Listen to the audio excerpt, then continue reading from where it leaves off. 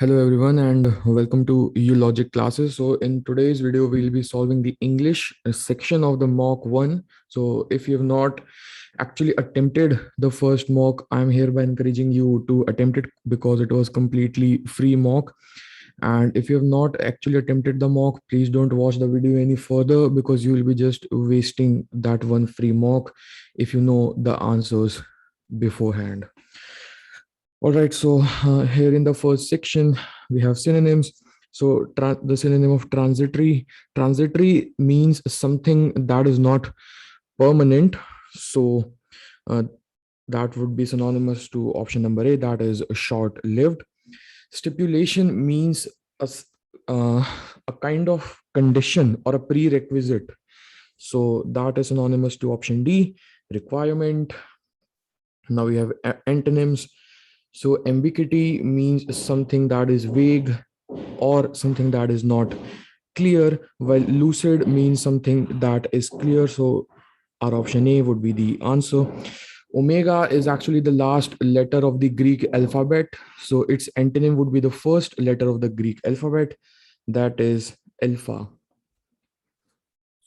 Here in now we have figures of speech. So the first question is, the Assyrian came down like a wolf on the fold. Now the answer would be option number B, that is a simile, because what simile actually does is that it compares two different things. So yeah, it'll be simile. Now we have question number 6 that says, death lays his icy hands on the king. Now, the answer would be A. And what actually personification means is that it shows a non-human thing as a human characteristic. So now death, in literal sense, death cannot lay its hands on someone, but through personification, it is shown as if it is a living being. Let's move to question number 7. I am a citizen of no mean city. It is a light-out because, and the meaning of what light-out actually does is that it is a way of indirectly showing an affirmative sentence as affirmative. So its example would be, you can think of another thing like, I don't hate it. So it's another way of saying that I like it.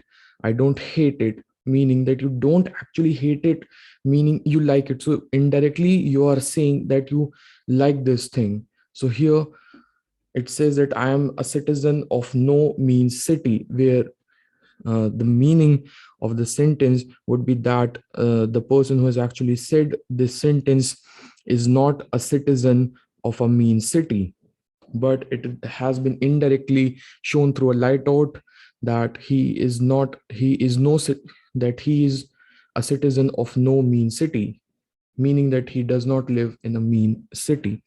Now we have idioms. Chew the cud.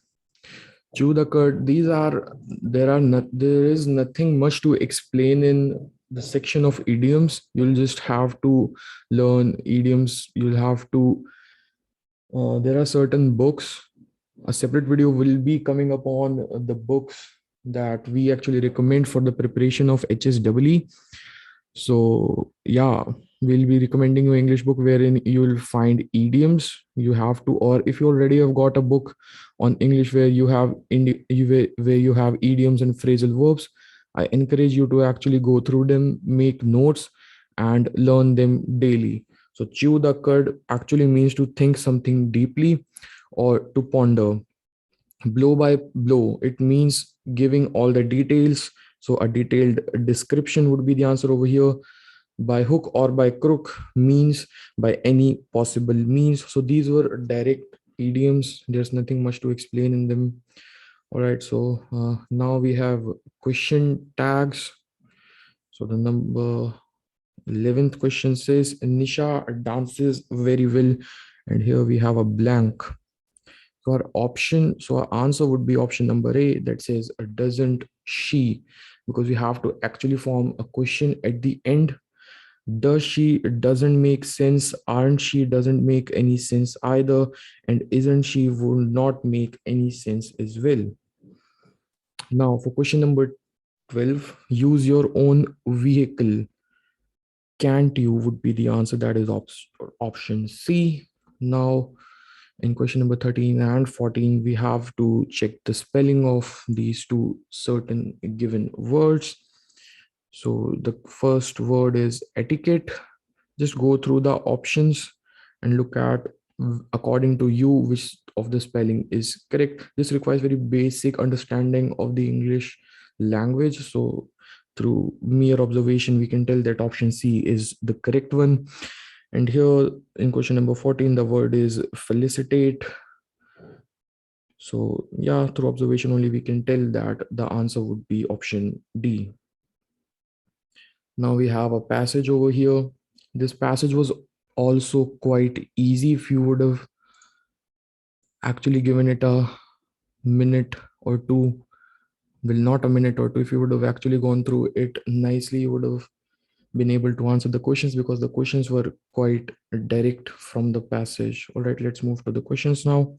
The first question says an appropriate title for the passage might be. Now, the answer is option number D, communication in ant communities. But some of you might also think that why couldn't we have actually gone with option number B, because human qualities in insect world. This is quite appropriate as well, but it is not completely appropriate. And in such questions, we have to make sure that you always choose the option which is closest to what the passage is actually trying to convey.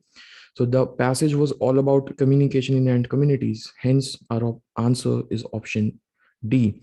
Now, in question number 16, we are asked this, that attitudes of ants towards strangers of the same species may be categorized as hostile. Now, you have to make sure that you are answering, that you have actually read the passage correctly, because it was clearly mentioned in the passage that the ants are also hostile to the same species, but the being from the same nest is actually what matters to the ants rather than being of the same species. Question number 17, we have the author's anecdotes of the inebriated ants would support all the following inductions except the statement. So we have to actually select the statement that does not align with the given statement. The options are the ants take unwillingly to the intoxicants. It was clearly mentioned in the passage, so this won't be an answer. Ants aid comrades in distress. This was actually also given in the passage wherein the author actually said that the ants actually carried the drunken ants to their nest. So this won't be our answer as well. Ants have invariable recognition of their community members. Now this is also true, which was actually proven by this drunken kind of experiment that was conducted by the scientists. So this won't be our answer as well. Ants recognize their comrades by a mysterious password. This was a hypothesis that was presented by the scientist, but ultimately he proved himself wrong when he found out that even the drunken ants were able to communicate with their comrades. This would be our answer because this does not align with the statement.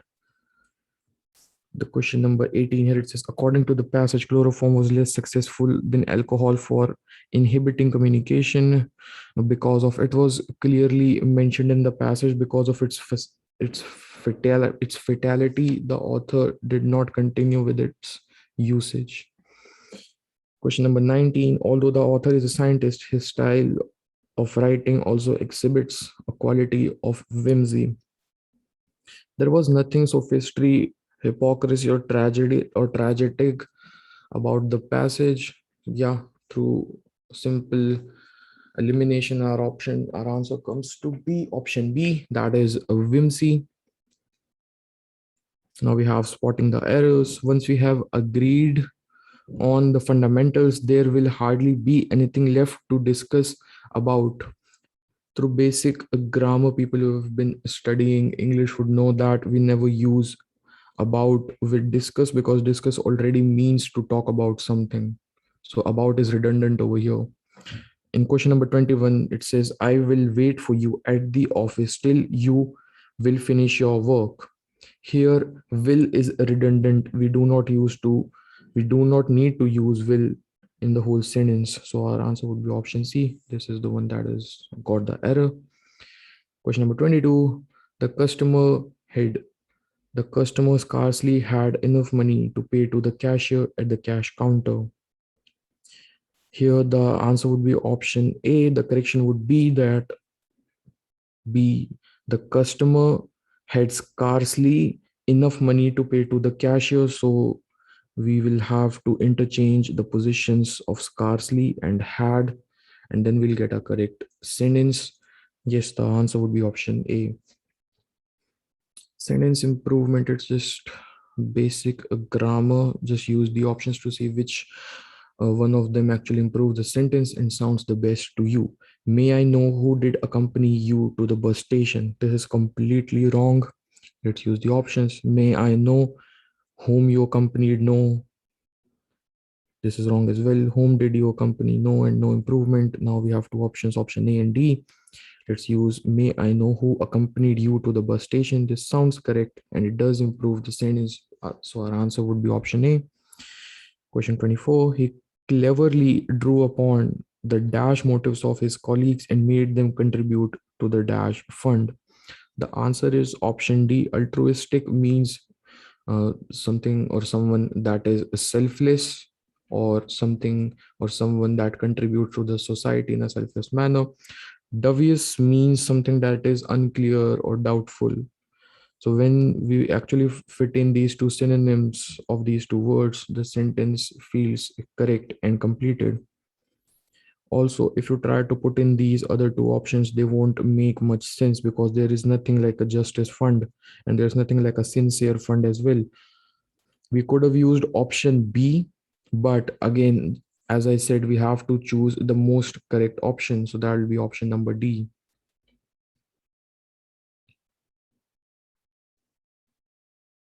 Also, I'll just make it clear to you. Insular means something that is selfish or towards one pole. So if we use insular motives here, it means that the motives of his colleagues were selfish. Had their motives been selfish, none of the colleagues would have actually contributed to the relief fund. So these two words here in option B are ironical or contradictory to each other. So we won't actually be using this. Let's move to question number 25. Here it says, such was not his meaning. What part of speech is such? Here, I believe that all of you are apt in basic grammar. So yeah, its answer would be option B. Let's move ahead with reported speech. The girl shouted, "What a funny man you are." Its answer would be option C. The girl exclaimed that I was sorry, it seems like there's a typo in this option. So the correct answer would be the girl exclaimed that I was a very funny man. Once again, these are very simple questions on reported speech. Practice more and more on English, and you will be able to attempt these without any hassle. All right, question number 27. He said, I must go to Delhi next month. Must here shows the urgency of the speaker. So we'll go with option A that says he said that he would have to go to Delhi the following month. Active and passive voice. Question number 28. Let him sing a song. So it's when we'll actually change this into the subsequent voice, the answer should be let the song be sung by him. But this option is nowhere in our given choices. So our answer would be option number D, none of these. So question number 29 is, have you finished the assignment? It is a very easy question, and you can see by mere observation that the answer would be option number B. That says, has the assignment been finished by you? Question number 30, you could have solved the sum. The sum could have been solved by you would be the answer. The sum could be solved by you seems wrong. The sum could have solved by you grammatically incorrect. The sum could have been solved by you grammatically incorrect as well. So through mere elimination as well, we are also able to derive the answer. Now we have from question number 31 to 36, a poetic extract. I believe that you must have all read this extract, so we'll just jump right on to the questions. Question number 31 says, the evening star rises when. It was given in the first two lines only that the evening star rises when the sun descends in the west. Question number 32, here bower represents. So the literal meaning of bower is actually option B. That is a framework that supports climbing plants or creeping plants or a vine. But when we actually read the whole sentence, it means something else. That is a bouquet of flowers. So let's move ahead to question number 33. The poet compares moon to, it was given directly that he was comparing the moon to a flower. The angels come down on earth too. The angels were actually represented as unseen things, or unseen, they pour blessings. So we know that they were actually pouring blessings on the living beings. So our answer would be option number B, give blessings and joy. Question number 35, it says bird says nest is described as thoughtless, because the answer would be option D. The occupants are asleep without any care, because when one is asleep, one is without any thoughts and in a relaxed state. That is why the nest has been actually described as thoughtless. The last question, the figure of speech used in the line in heaven's high bower would be metaphor. Once again, easily derivable. All right. Thank you everyone for watching this video, and I hope to see you in the next one.